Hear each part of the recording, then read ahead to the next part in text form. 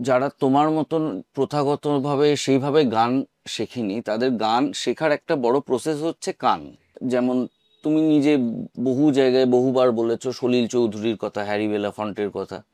এগুলো তোমার লাইফে আসা শুরু করলো কবে থেকে? আমি যখন ক্লাস 8-8-এ পড়ি ওরকম, সেই সময় আমাদের বাড়িতে একটা টেপ রেকর্ডার কেনা হলো।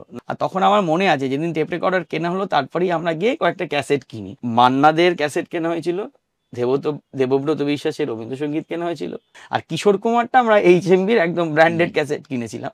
তো তখন কি হতো যে অতটা টাকা দিয়ে তো ঘন ঘন ক্যাসেট কেনা সম্ভব না।